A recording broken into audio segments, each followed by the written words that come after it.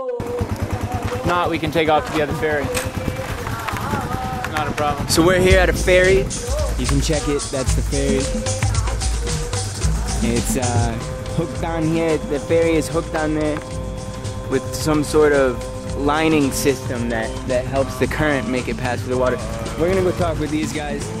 They're gonna let us, these guys over here, they're gonna let us know if we're gonna get this ferry now, we're gonna wait, or we're gonna go get another ferry. Alright, so we'll hit you up with a view. The river with like, it's probably about a third of the size of the Mississippi, maybe half the size of the Mississippi River. Got some serious flow. Look at this thing. We're talking movement. And we're still up in the mountains. So this heads right into one of the main veins of the Amazon. So we'll get you up with a conversation when we're over there.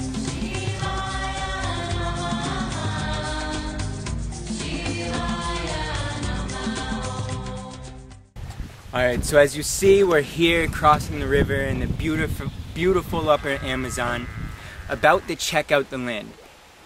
So you know what dreams I had and visions I had for the projects we would do on this land. So now we're here with Anderan, and he's going to tell you a little bit about what he envisioned happening with the land. Hey there. Yeah, it's interesting how Shiva and I met. We were bouncing around in Tarapoto on the motorcycle, came up to a corner where some hippies were selling some jewelry, and what do you know, divine synchronicity occurs. Shiva comes walking up, we come from the other side and meet at the hippie stand there and start talking about things that matter, and start talking about amazing sustainable ideas, and being able to come together with our visions in conscious groups, and not try to reinvent the wheel, but all work together as spokes in a wheel do, and bring this all these visions we're having into fruition. One of the biggest things that resonates with most of us that's been going down lately is living in community, getting back to the earth, living in harmony with nature, and being sustainable. Getting away from petroleum and plastics and all the things that keep us locked into the Babylon system, as we call it. So yeah, we're going to head over here, check out the land and at these hot springs. Shiva's an amazing brother with an amazing vision, and it seems like there's a whole lot of us on this planet with this vision. So let's come together with this and support all these different pieces of land that we find that come to us. They're a divine creation of the Mother Earth. This one has hot springs on it. It's going to be a healing center, educational center for kids. We're going to be able to not only educate ourselves about higher spiritual paths and things that are going on with our own realm, but also be able to learn from the indigenous how they live in a sustainable way.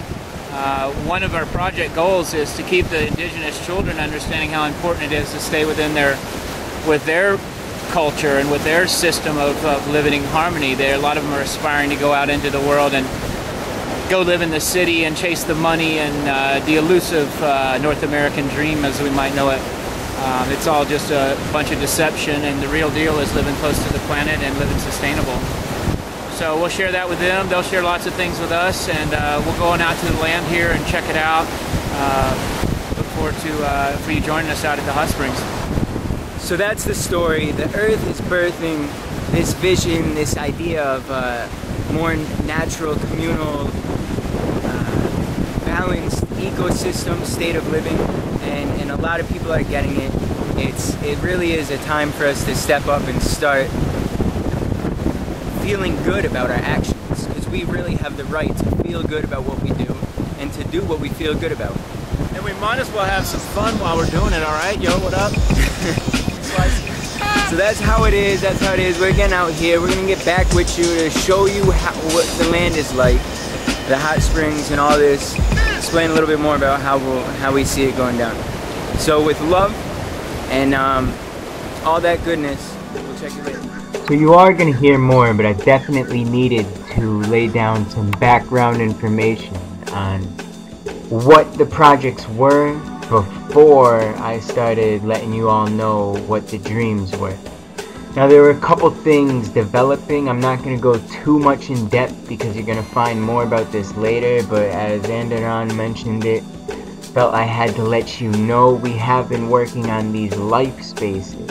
Life spaces are to become communities of higher consciousness inhabitants of this planet that will unite and form communities of higher consciousness. So we're looking for power spots on the planet to begin the lands for these communities. And this is of extreme importance because one of the main functions of these communities will be to begin giving higher frequency, higher dimensional energy back to the earth so it can regurgitate this energy into its inhabitants and hopefully awaken many, many more. Because yeah, these are going to have much more supreme education systems, much more supreme self-sustainability systems, much more supreme communal activities. We will have temples, we will have pyramids, we will have yoga halls within our community.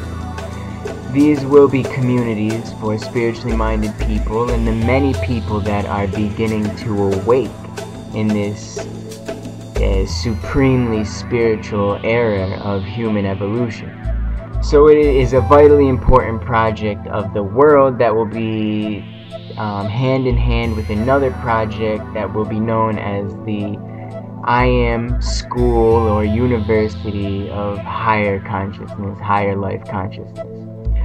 Like I said, I'm not going to go in too much to these specifics here about what these are because little by little you will be learning about these messages, or maybe you've had the same messages. So that's that.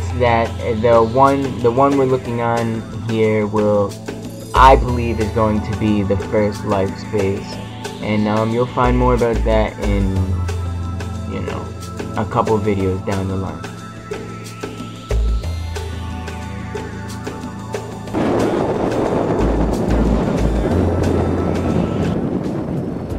Cattle crossing here.